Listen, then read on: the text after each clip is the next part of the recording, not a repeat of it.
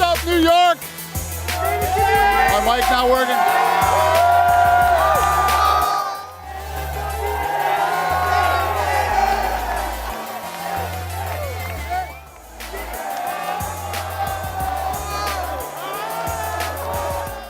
If there's someone on the fence about ordering the Canelo fight or this one, why should they order this fight right here? We're fighting for the best motherfucker in the game belt. That's So,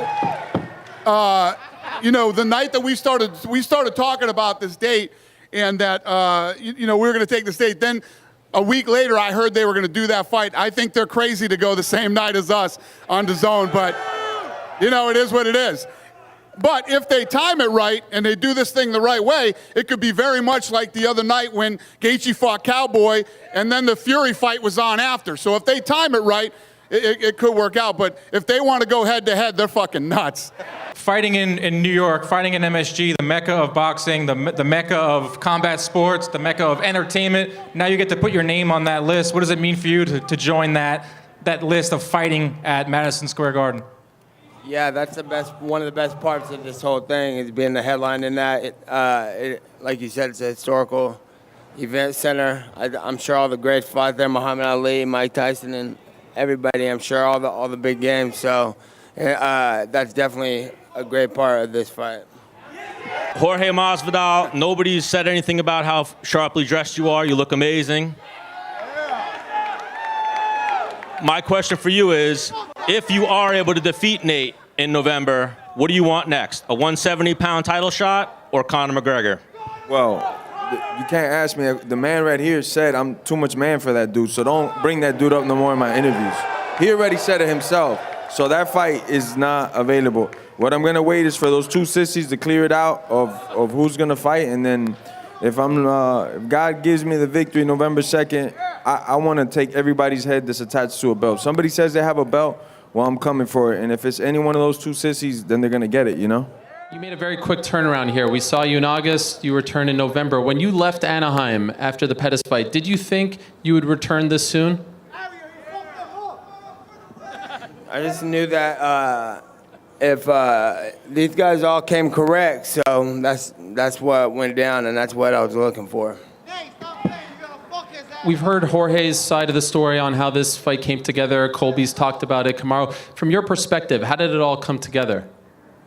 When I asked to defend it against Masvidal, I'm pretty sure it was a wrap right there. That's when it started. I only asked that because it seemed like there was an offer for Masvidal to fight Usman as well, but it seemed like he was more interested in this fight. You can fight for phony belts, or you can fight for the best motherfucker in the game belt. And also, I just want to ask, you know, you've been called Street Jesus, you've been called Cuban Jesus, but I don't see you actually sort of calling yourself that. How do you feel about people comparing you to? I'm in no shape or form Jesus or God. I'm nothing like that. I got one talent. I can baptize people, but I'm not God or nothing like that, man. Hey, Nate. So you call yourself a badass motherfucker. How do you say that when you're a vegan?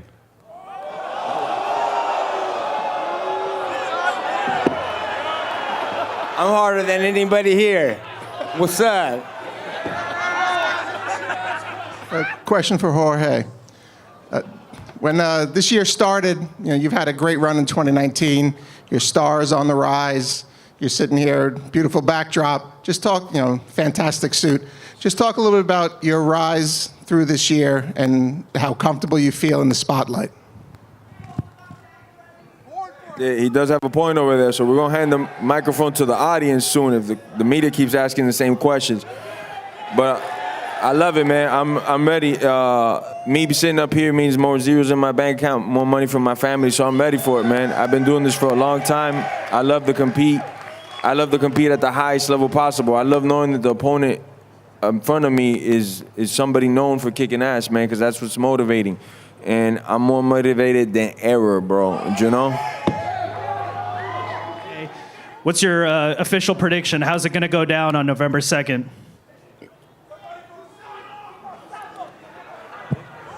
I envision myself with my hand getting raised at all costs. Whatever hell I gotta run through, whatever desert I gotta go through, mountains I gotta climb, that's how I envision it, man. The only person that believed in me since I started fighting is me, and that's the only person that still believes in me to the end, man, is me. So I'm going with me all the way, my brother. That's a dumb question. And Nate, any prediction from you? Yeah, I'm coming to win. Thank you. So obviously very respectful for both of you guys. You both respect the gangster, the realness. After the fight, are you guys sharing a joint or a drink? A joint, preferably. My man. Are you good with that too, Nate? Both, if I win. All right. All right, listen, I'm going to square these guys off. Thank you so much, New York. We appreciate you.